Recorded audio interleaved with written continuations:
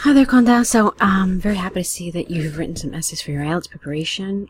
It's really important to write and practice writing and get feedback for that writing. So well done with this first step. Let's take a look at what you wrote. International marketing is the topic. Okay, now remember, you're supposed to discuss both views and then give your opinion. So let's see how you did with that. There is no doubt that global marketing has been widely spread across the world. Okay, you didn't need a comma right there after that, all right? Some argue that you don't need that colon there because it's just part of a sentence. So, some people argue that the concept of global marketing protruding to our home rises the doubt of the consequences that might occur. All right, here, apart from that colon, you've got a couple of incorrect words. So you don't want protruding. I know you're looking for something similar to invading, but this is actually not the correct vocabulary word, okay? You need something different there. And then the other one, raises is the correct term here with doubt. Something raises doubts, not rises them. So let's see, in terms of meaning, what comes across now. Some people argue that the concept of global marketing, let's say invading into our home, raises the doubt of the consequences. Okay, so even in terms of meaning, there's something off here. Because what does that mean? There's something raises doubts of the consequences. It doesn't really mean anything. It maybe causes concern for the consequences that might occur. Maybe this is what you mean instead. Okay, so then, I wouldn't have started this sentence with while. I think you could have put them together, but then it becomes too long. So you could have done something else that shows contrast, like on the other hand, or however. However would have been a good one here. So, however, others say that, and again, you don't need this. Gaining knowledge on international marketing will ease the process of introducing one's nativity to any nation and vice versa. Okay, so first of all, you don't put a "the" in front of vice versa, and second of all, nativity, again, is the wrong word. I think you mean one's culture, one's heritage, I don't know, but you don't mean nativity, it's just the wrong word here. So, it's now also, you don't use contractions. Alright, you have to write out the word completely. So, it's a moot point whether to agree or disagree with the viewpoint. In this essay, I will discuss both sides and explain my support to the latter view. Okay, fine. These lines form a prelude to this long essay discussed. Okay, so first of all, this sentence needs to be removed. You don't need it at all. It's superfluous, and it's obviously not a moot point, because that's the whole point of the essay. It's to discuss the point. So you really shouldn't say that it's a moot point. And then I don't want this either. Okay? It's just not the kind of form we use in an essay. So you would have been fine if you had taken this out and then just left this in and then taken this last sentence out. So there's a lot regarding your introduction. Let's see the rest of it. Okay. So according to some, introduction of the foreign brands might raise adverse consequences. For example, introduction of clothing brands, ing, like Levi's, Tommy, Nike, etc., resulted in the collapse of the cotton industry in India, which doomed one sentence, many people's livelihood, apostrophe S. Of course, you didn't need this here too. Spreading a foreign brands might reinforce the country's apostrophe S development on the account of risking some crucial factors. I don't understand that. The spreading of foreign brands might reinforce. What do you mean by that? The country's development. So that means that it's a good thing if they reinforce the country's development. And then this doesn't make sense to me. I don't know what you're trying to say. And quite frankly, you've underdeveloped it. So there's not enough development here, which would affect your task response. There's errors throughout in terms of the grammar and the punctuation also. So, two big things here for me. Task response and grammar here. All right, moving on. However, some argue that there should be freedom okay, not of freedom, but freedom of introducing foreign products. For instance, no and, introduction of authentic foods and cultural attires like jeans, t-shirts, trousers, and frocks, which are not a part of every country's cultures. This is not a full sentence, it's just a fragment. Where's your verb? Okay? Nowadays is one word. Most of the people across the globe are using it. Using what?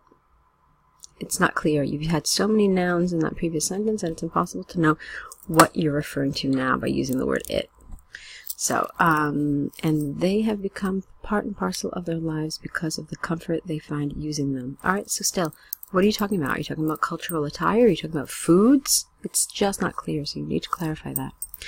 I personally feel that there is nothing wrong in sharing or exchanging knowledge and technology with each other, which might help for a country's development in a direct or indirect way. Now, why are we talking about knowledge and technology? So far, you were talking about foods and cultural attire. All of a sudden, you're giving me an opinion on technology, and knowledge. So, I don't really understand. The central idea is not clear. You haven't really supported it with in a way that's cohesive. So that for me is the biggest problem here. It's your development. So to recapitulate, international marketing has become a double-edged sword. On the one hand, it eases the access to any foreign brands. On the other hand, it opens doors to the collapse, just write collapse, you don't need ing here, of our own economy. However, I tend to agree with the former point, considering to be alright. Let's change this. I tend to agree that the former point is more advantageous. Don't use a double negative. Agreeing to both points cannot be possible, considering a view with fewer disadvantages is the fairest and easiest arrangement that can be made. So, if that's the case, and you think that this is better, then it needs to go second, okay? You have to reverse these two paragraphs. So, essentially, there are a number of problems here. They come from task response, you didn't develop correctly. There's not cohesion. Oops, where did it go? Sorry. There's not cohesion in the paragraphs. Like, I don't understand the flow of your thoughts. And then the grammar has a lot of errors, and also you've misused some words. So in all four of the points that you're scored for in IELTS, are some issues here. Let's take a look at this. It's the homestay one. Okay, dear Mr. David, I hope you're doing well. I am extremely elated to know that you have agreed to be my host family for an English and homestay program. Capitalize this, please. First, I would like to give a short description of myself. I am a student studying bachelor's in chemistry at Hyderabad Central University, capitalize Central. I have been registered for the student exchange program, and I happened, ED, to choose Bangor University, Bangor, for a period of 3 months on an exchange. That's how you that's how you became my host family, I suppose. Secondly, I'm writing to you requesting information about the UK climatic conditions, food, cost of living, part-time work, and any other quintessential things I need to be prepared off. Okay, not quintessential. You mean essential. Quintessential is something totally different, and I need to be prepared for, I think, not off. Finally, I would like to confirm my arrival date, not, for example, you don't need that here, on 30th of July at 8 p.m. Additionally, I have made arrangements for a taxi from the London airport to the address mentioned in the prior email. I'm so grateful and delighted for wiping off the huge responsibility of searching for a home. I am so glad to be with your family and give you my assurance of acting with utmost discipline during this day. I look forward to receiving your reply and hope to see you soon. Thanks and regards, Manasa. Okay, so we corrected some of the grammar, and that's fine. You've done all the things that you're supposed to do. So in terms of the development, it's fine. You did develop it in the way that you should have. For me, the biggest problem here is with the tone. You don't know this person, right? I mean, you know his name, you've never met him. So your tone is a little, it's a little not consistent, okay? It's a little inconsistent. So you, on the one hand, you use some of these formal expressions, and then you start like talking more informally.